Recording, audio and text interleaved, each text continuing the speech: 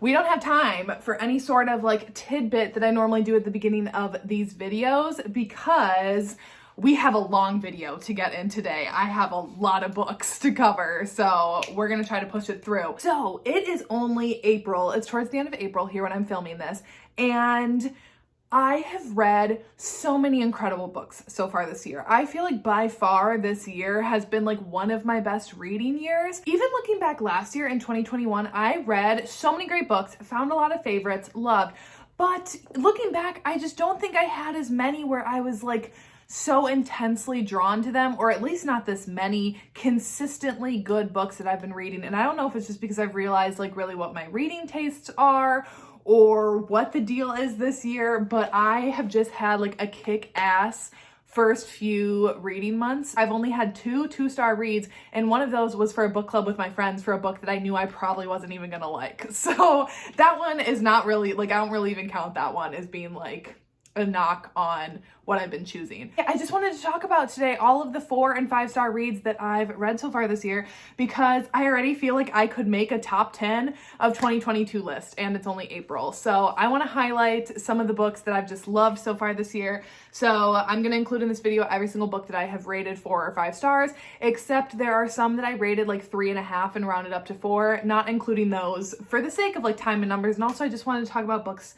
in this video that I specifically loved, and would recommend 100% to people. Also, these are only new books that I've read this year, no rereads. I have done a few rereads so far this year that were books that were 4 and 5 stars for me, but I'm not including those because I reread them. So this is only new books.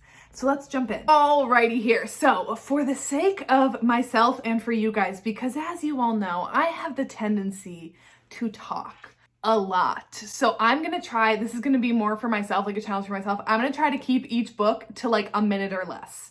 A minute. Less is not happening. A minute to talk about. I don't think it's gonna happen, but stick with me here, guys. We're in for the long haul, but it's packed full of great books. So anyways, first up, I'm going in chronological order just from like the beginning of the year to current. So the first book that I ended up giving 4 stars this year that I absolutely loved was Ecstasy by K.V. Rose. So this one is college love triangle toxicity central. It's darker, it deals with addiction. So this one follows Zara, Alex, and Eli. And Zara is away at college. She did go to rehab for a while, but she is not clean. And she is dating Alex, who is like I'm pretty sure he's like a quarterback or something, like an athlete. And they have not a great relationship. It's just kind of like toxic, okay? But Alex, his roommate, Eli, is also interested in Zara, and Zara is kind of interested in Eli, but Eli is like a complete mystery to Zara and to us and kind of like to everyone. Anyways, it's a love triangle between the 3 of them. Very dark, very toxic, but a very fun time if you ask me. I really thoroughly enjoyed this one. This was a book where I genuinely was like, I don't root for any of you to be together, but I rooted for Zara's journey. So yeah, that's Ecstasy. Next, these were 5-star reads, and it's a duet, so I'm going to talk about them together, and that is the Bittersweet duet by QB Tyler. No surprise here. So the first one is Bittersweet Surrender, and it's the second one, Bittersweet Addiction. So this one follows Charlie and Will, and it is a very forbidden romance because Charlie is actually married to another man and Will is their marriage counselor. And right off the bat, you jump into it in the thick of things where Charlie and Will are having an affair together. It's amazing. So there is cheating in there. I would say it's love triangle-esque, like very small. You very much know that like Charlie and Will are end game, but you know, there is like some deliberation of Charlie, like should she be with her husband or not. Very forbidden, a lot of sneaking around, super hot. Like I'd say one of like on the hotness level of QB Tyler's books, definitely up there. Personally, I didn't mind the cheating in this one because I think it's like obvious who she's supposed to pick, so I didn't necessarily care. And also cheating is not like a trigger for me. Obviously on any of these books, like any of the darker ones, you'll definitely want to check triggers on any of them that you're interested in reading. But for me, cheating is not a trigger I didn't care. I was like, go Charlie and Will, let's go. So in the first one, you get them like sneaking around, and then the second one I can't really say too much about, but the second one then does have like both of their POVs, and I actually preferred the second book. I loved the first one, but the second one just like took it to the next level in terms of like character development that I just loved it. Next 5-star read for me was Forget Me Not by QB Tyler. I finished reading her backlist at the beginning of this year, so that's why you'll see like a lot of her books at the start of this year. So this one follows Olivia and Bennett, and it is a marriage in trouble, amnesia, cheating romance. So Olivia and Bennett are married. However, at the start of this book, they are getting a divorce. However, we pick up right at the start of this where Olivia gets a call that Bennett is in the hospital. He's been in an accident. And obviously because she's still listed as like his wife, she's contacted, she goes. And when he wakes up, they all realize that he has no memory of the past 2 years. So in his mind, they are still married, in love, cannot fathom how anything would ever take them apart. And in present day, Olivia is getting, like, she's in the mindset of they're getting a divorce. She's seen someone else. He's living with a girlfriend that he cheated on Olivia with, and she is kind of like ready to be done with their marriage. And obviously when he leaves the hospital, he needs a place to go and someone to look after him, so she agrees to, and they have a lot of shit to work through. The angst is unreal in this book. Bennett grovels, and I love a man who grovels. It's so good. Just warning though, for this one, there is like trigger warnings for miscarriage and like infertility issues. So definitely if you're sensitive to that, that is a big part of like Olivia and Bennett's journey. Next up, another 5-star read, one of my favorite books I think I will read all year, and that is Twisted Hate by Anna Huang. This is the 3rd book in the Twisted series. However, it is a standalone within a series, so you don't need to read the first 2 books before reading this one, even though I would highly, highly suggest both of the other 2 because I, again, gave both those 5 stars, some of my favorite books from last year. This one follows Josh and Jules, and it is an enemies with benefits, best friend's brother, true hate to love, true enemies to lovers vibes. So Josh is Ava's older brother, who Ava has the first book, and Jules is Ava's best friend, and they have hated each other ever since they have first met. There was an interaction that happened that like just turned off the both of them from each other, so they truly hate each other. But as Jules is getting ready to take the bar exam, she's like becoming a lawyer, she's in school to become a lawyer, and she starts working at this practice to just like get some experience there. Like, we got a little stinker here. Oh, and she has her pretty collar on. Stay here, but I'm gonna have to keep talking. So, anyways, Jules is working to get some experience at like some sort of hospital or some sort of place like that, where then Josh is a doctor, and he also like volunteers there. He's like a full-time doctor somewhere else. But then he like helps out here, so volunteers. So they kind of like start seeing each other there, and they are both extremely stressed in their own jobs, their own environments, and they are like, we don't have time for dating, we don't have time for feelings, we don't have time for anything except let's help each other relieve some stress, because they are physically attracted to each other even if they hate each other, and they create an enemies with benefits type situation.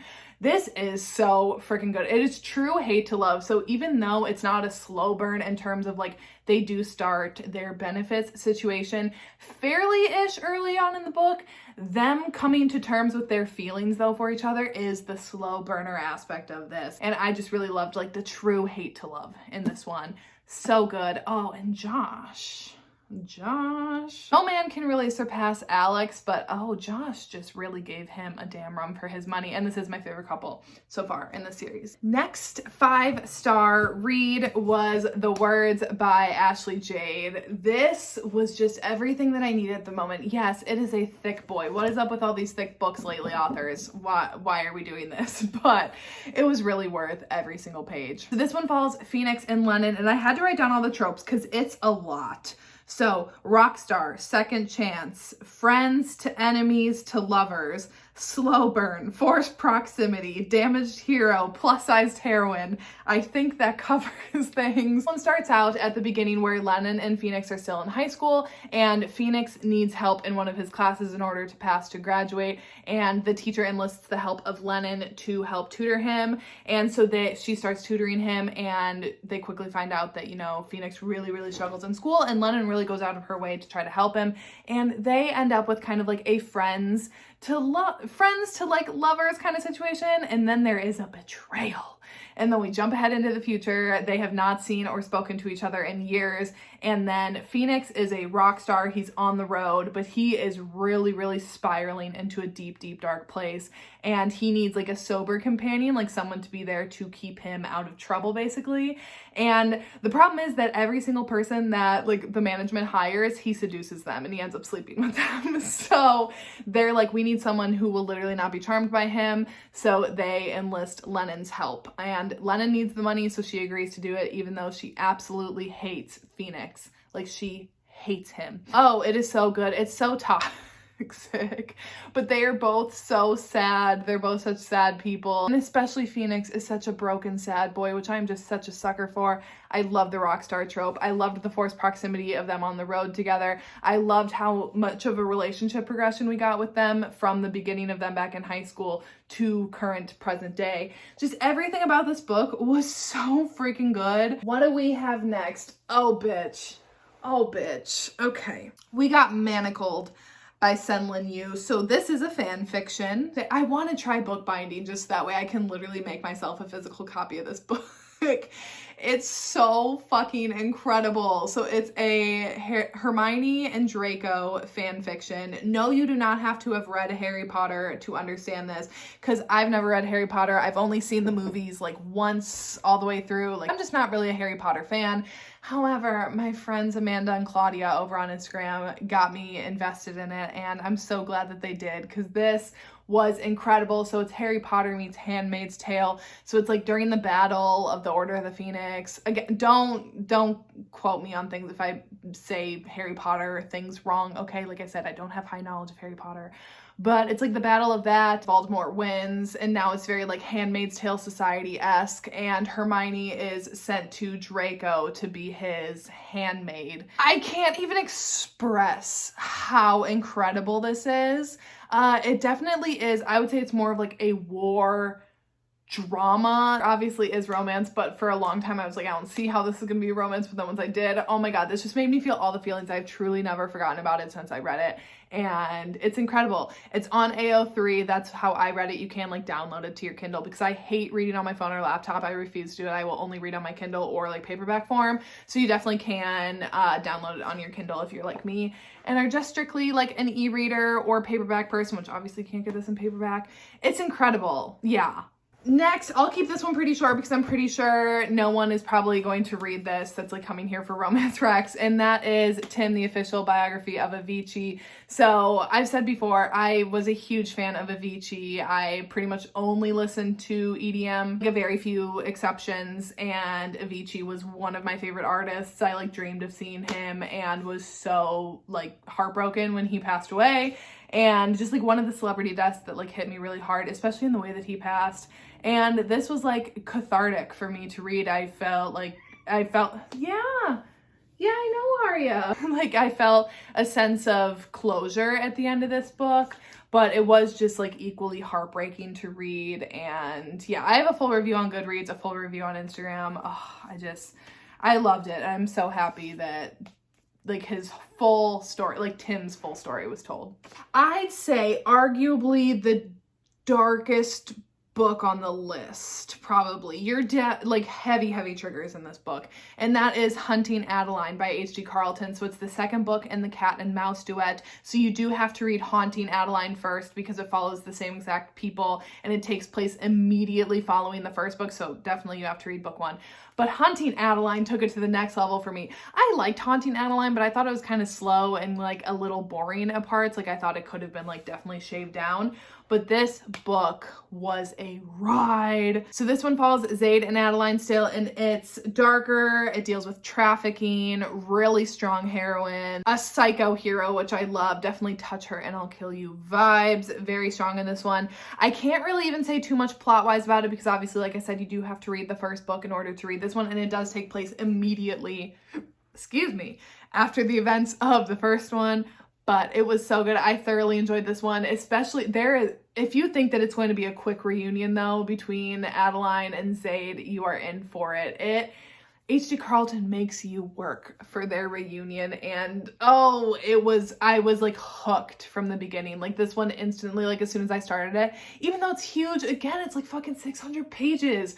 but I couldn't put it down. It was just incredible. But yes, very, very dark. One of the darkest on this list. Next, another dark one, but dark in the terms where I was like, oh my God, Lana, I'm like want to start a Lana fan club. So next up is the Mindfuck series by St. Abbey. So it consists of 5 books. However, they all are around like novella length. They range, I think, from like 80 to probably like 140-ish pages. So like short and sweet, like you can definitely get through them pretty quickly. They all end in cliffhangers, so it just keeps you jumping from one to another. And this one follows Lana and Logan, and Lana is a serial killer and Logan is an FBI profiler who is trying to find Lana, and Lana is aware that Logan is like working on her case, but Logan does not know that Lana is the serial killer that he's looking for. So good. This one, again, is darker, obviously in the subject matter of Lana being a serial killer, but also her purposes behind being a serial killer and what happened in her past in this town to her and her brother and like her whole family. It like started out with her dad and then like trickled down to her and her brother. And she is out for revenge and she has a list and she is going to hunt down every single man and make them pay. And I fucking loved it. I'm like a champion for Lana over here. Literally love her. One of my favorite heroines I've ever read. What do we got next? We got Barbarian Mind by Ruby Dixon. This was a 4-star read for me, and just whenever I need kind of a palate cleanser, I go to the Ice Planet Barbarian series because they're quicker reads. They're so different from any of the contemporary romances that I'm reading, and I just know I'm guaranteed to have a fun time. It's really like a lack of other woman drama, a lack of any like drama for the sake of drama, and you know that all the men are going to be absolute simps.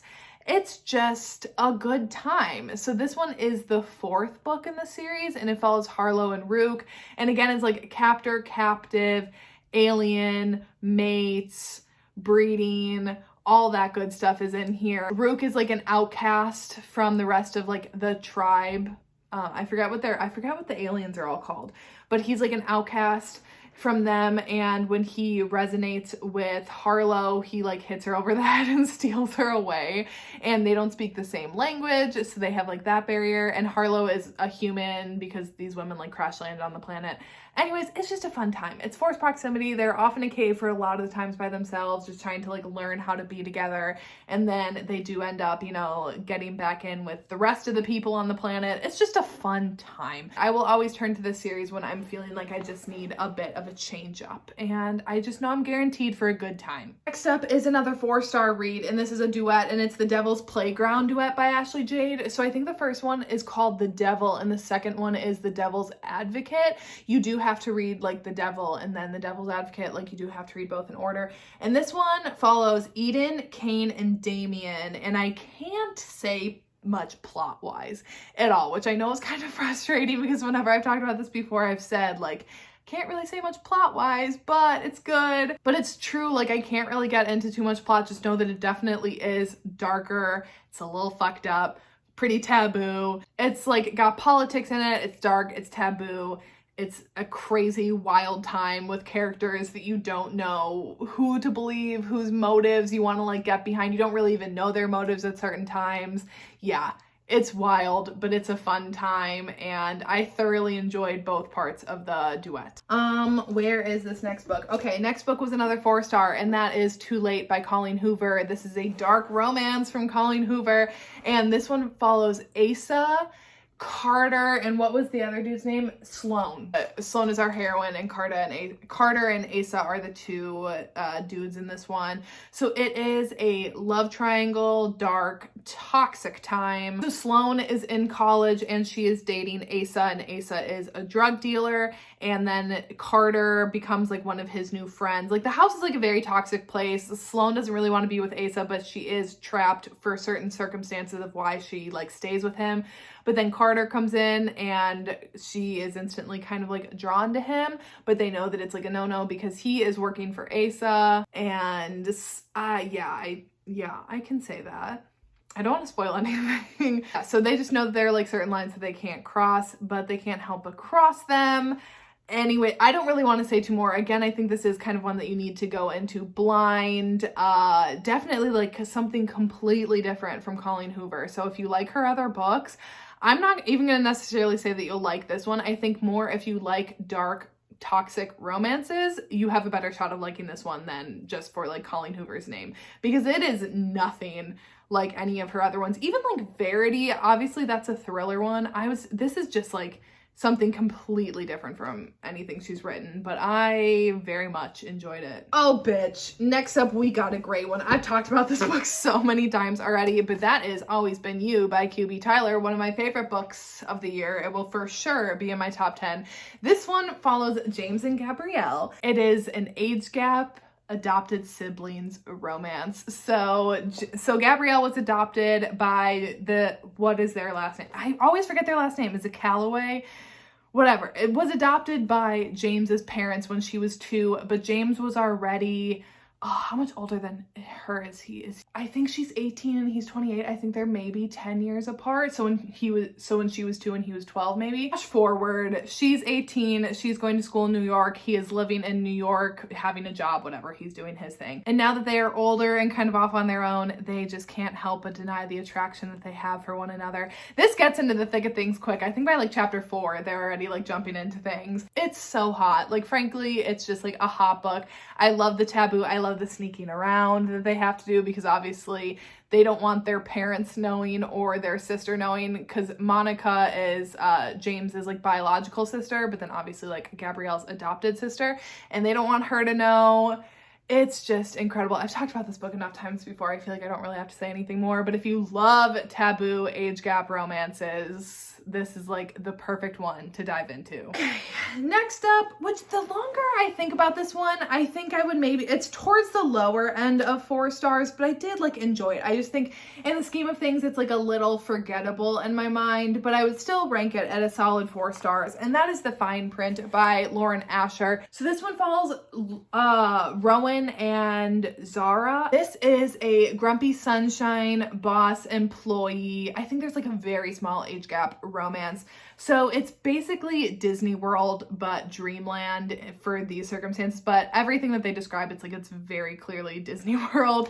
And Zara works for the company, and she has always dreamed of being an Imagineer. I don't know what it is called in this one, but like a Disney Imagineer. Rowan is the grandson of the CEO, but then he has passed away, and in order for him and his 3 brothers to get their shares in the company, they each have different tasks. His is something that then he ends up like working with the Imagineers, and he ends up working with Zara and promoting her to being an Imagineer. And it goes from there. It's like a workplace romance. Very much grumpy sunshine. Like, Rowan is a very big grump, and Zara is just an optimist.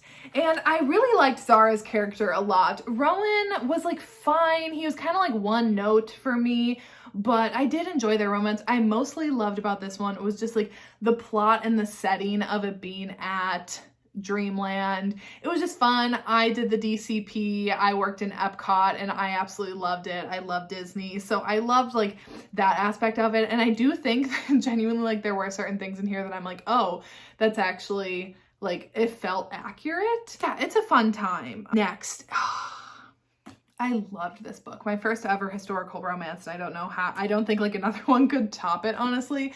And that is Sea of Ruin by Pam Godwin. So this one is very dark, but it is historical, pirates, captive, love triangle, something else I could probably say, but I don't want to spoil it. But anyways, so this one follows Bennett, and at the beginning of this book, her mother is trying to make her like a society woman and sets up an arranged marriage for her with this old crusty dude. That something ends up happening. She does not want to like be in this lifestyle. She wants to be a pirate like her father, and something ends up happening at the beginning of this book where then she ends up on the run. And then there is a bit of a fast forward where Bennett's older now. She's like 21 or 22 or something, or she's the captain of her own ship and has a whole crew. She's living her life as a pirate, and she's happy, thriving, all the good things. However, Priest shows up, who happens to be Bennett's husband, but they are estranged. They are like not together. They have some beef, whatever the case is, but Priest is not giving up on Bennett.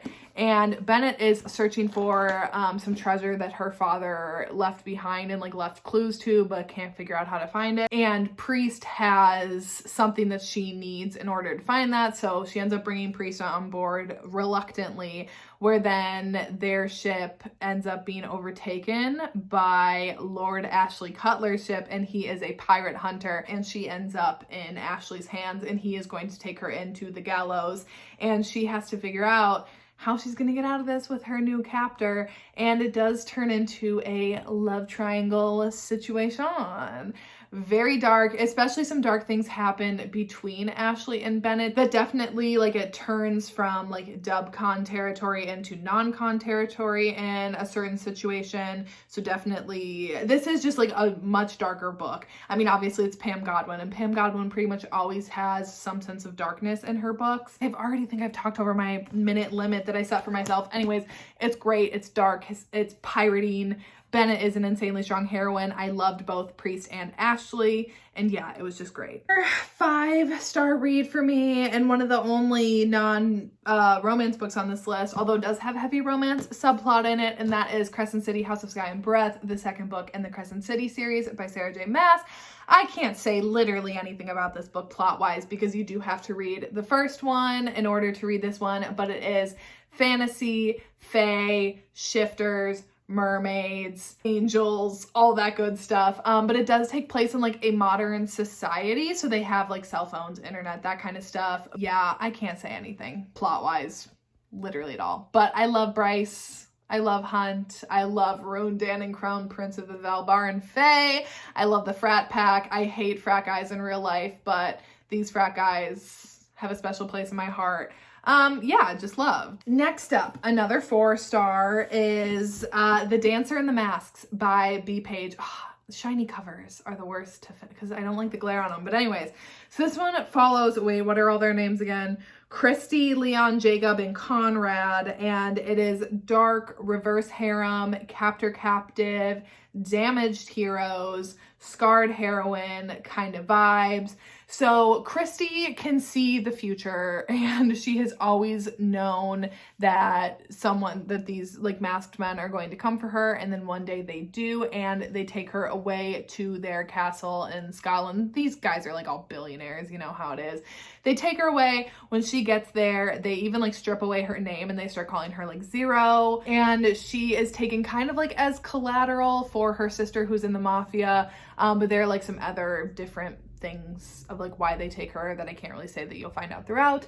But it definitely is a slow burner because even at the end of this book, at the end of this, like it's a decently sized book, they are still not all on the same page, that even though they all hate each other, they can't help that like they are attracted to each other, but none of them are willing to admit that basically. And this does end on a cliffhanger. I still haven't read book 2 and I definitely need to, but I thoroughly enjoyed it. I like captor captive. I like dark romances like this, and it was enjoyable because all 3 of the guys are like very unhinged, and Christy is like very strong. She's a very strong heroine and she's not going to back down from them, which makes just for an interesting dynamic in the book. Okay, next up, Nice Guys Don't Win by Macaulay Smelter. This one I gave 5 stars to. So this one follows Cole and Zoe, and it is roommates, forced proximity, friends to lovers, coach's daughter, slow burn, college, sports romance. It's got a lot of tropes in here.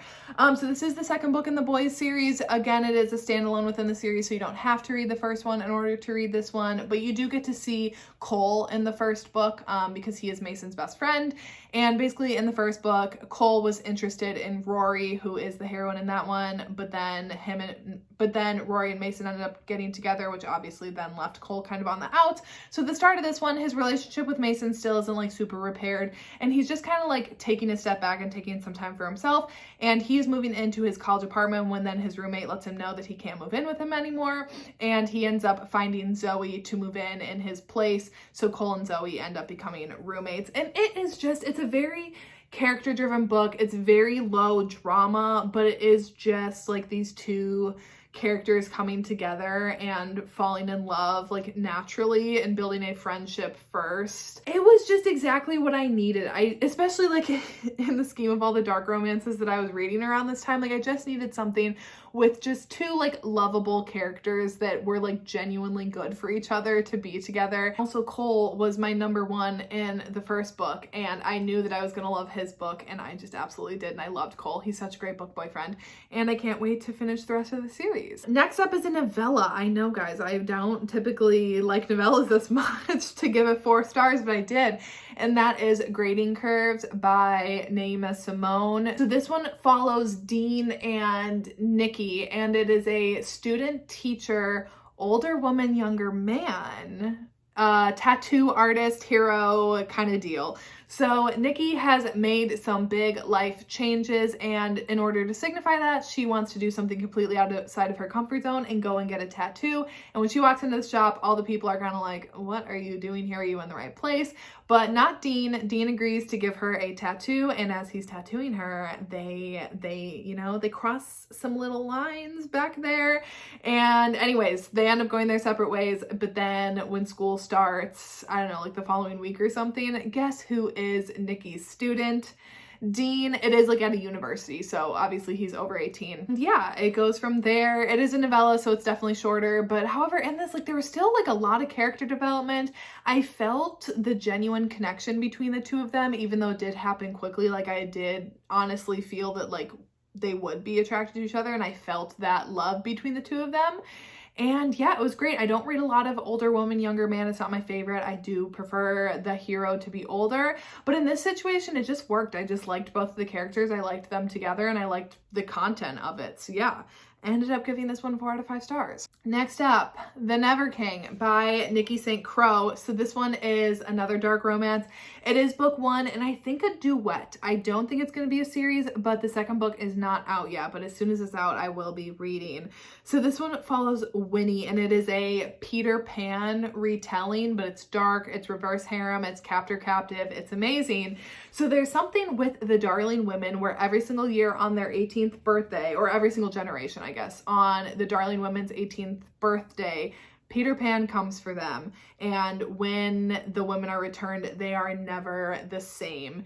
And Winnie, when we start this book, it is her 18th birthday, and her mother has done everything in her power to try to keep Winnie from being taken, but ultimately she cannot stop Peter Pan when he shows up, and she is taken away to Neverland. There, she tries to learn more about like why the Darling women are targeted and like what's going on here. It's so good. I love the captor-captive romance of it. Again, Winnie is just like a bit of a badass. I loved her, and I loved the Lost Boys element of it. I just love fairy tale retellings, but make them darker and dirtier, and this just totally fit the bill. Oh my god, y'all know this was gonna be on this list. Falls Boys by Penelope Douglas, my favorite author. 5 out of 5 stars. So this one is the first book in the Hellbent series, which is the next generation of the Callaway series. And this one follows Arrow and Hawk. Hawk is Jax and Juliet's son, and their book is the 3rd book in the Callaway series. My favorite book in that series. I love Jax and Juliet so much. So I love that we started out with their son. And this one is a bad girl, good boy trope, forced proximity, slow burn, enemies to lovers, amazingness. Arrow is from the rival town, and Hawk is seen as like the good boy. He's got like he's smart, he's got his like college career lined up and everything, and Arrow is not well off. She's running on the streets with some people, like doing some unsavory business, but she's just doing what she has to do to survive for herself and for her siblings. And anyways, her and Hawk end up witnessing a crime together, and then they're kind of on the run together, and they end up hiding away together from the police. Obviously there's way more to the plot, but again, I'm trying to keep myself shorter and concise in this video. I loved it. Just literally anything that Penelope Douglas writes, I love. I don't know what it is about their writing that I just connect to. I loved their author's note at the end of how they relate to Arrow and just like the cycle that Arrow goes through and how that related to their own life. This book was just incredible. Next Generation series, I feel like, are hard to do because there's already such high expectations, but this like totally exceeded my expectations, and I loved like the cameos of the parents, and it was just incredible. Loved every moment of it. Hey guys, we're getting down into it. I'm gonna kind of lump these 3 together, I guess, but they are 3 of the books in the Addicted / Callaway Sisters series by Krista and Becca Ritchie. I am currently in the middle of doing a vlog of reading this series, so I will keep my thoughts, I guess, a little bit more to myself until that vlog is out. 3 out of the 4 books that I've read so far for this series have been 5 stars. So the first one is Addicted to You, which is the first book. This one follows Lily and Lo, and it is fake dating, friends to lovers, heavily dealing with addiction because Lo is an alcoholic and Lily is a sex addict, and they both like enable each other's addictions, and they're rich. That too. I loved this first book. I thought it was a great starting off point. And then I loved the third book, which is Addicted for Now, again following Lily and Lo. I can't say too much plot-wise because obviously like the first 2 books affect the plot in this one, but I just really love them. They're both so sad at certain points, but then the love that they have for each other, oh, I just can't get over it. Obviously, you'll hear way more of my like concise, good thoughts in that vlog, but the showstopper so far of the series, if this book is topped in this series, I will be like thoroughly surprised because I truly don't see anything topping this book. And that is Kiss the Sky. So it's the first book in the Callaway Sisters series, but it's like the 4th book in the order that you read the 2 series side by side for.